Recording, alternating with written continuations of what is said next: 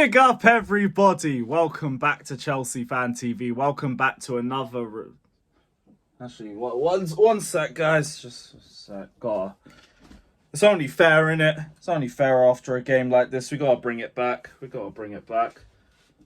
the little change up because Liverpool lost 3-0 to Atalanta, so we kept that up there. But, there's only room for one person on the wall today. And it's gotta be the hat-trick hero, the perfect hat-trick hero, Cole Palmer, just an absolutely sensational individual, a sensational football player, a sensational human being. Everything about today was absolutely brilliant.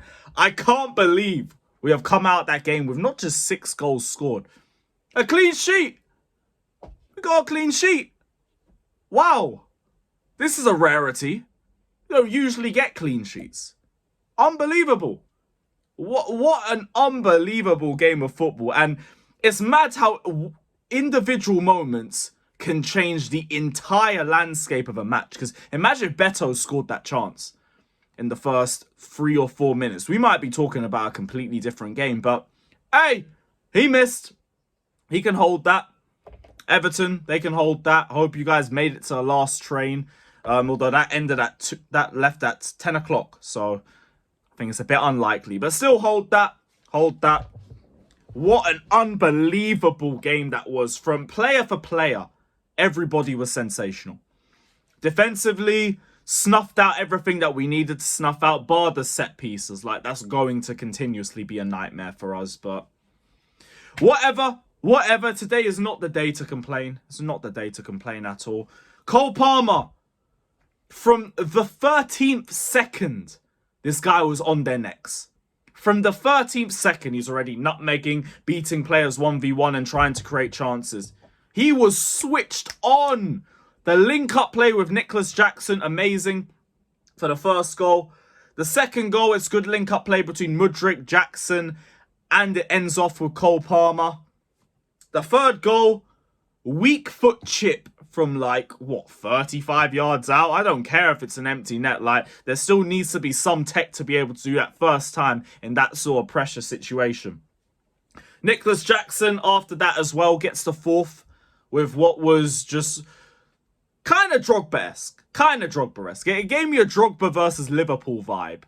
Although also in progress, if you guys get what I mean.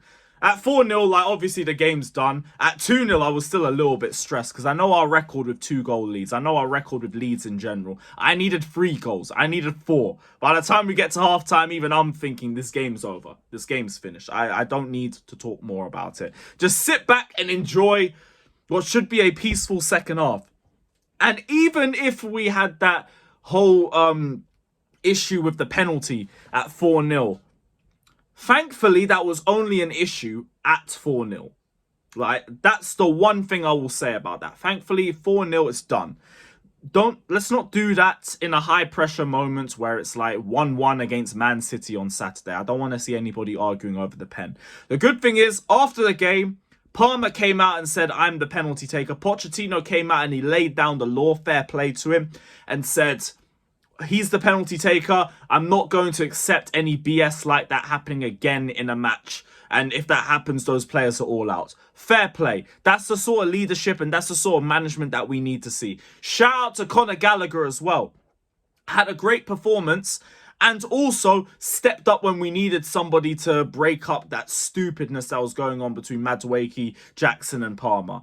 That's what you want to see your captain do. So fair play to him. He stepped up when he needed to step up. And he showed actions that were worthy of a man that's holding the armband. Fair play to him. And he also had a good performance as well on top of that. Nice individual play. Nice little build-up play from the midfield. Did everything that you want to see from him. Also got a shout out his partner Caicedo because he was absolutely superb. So strong on the ball.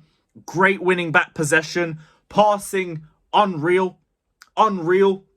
People need to stop this BS that Caicedo is up there for flop of the season because based on price tag, Caicedo isn't performing up to expectations. Shut up. Just tell me that you don't watch Chelsea play because we're not listening to this BS in April.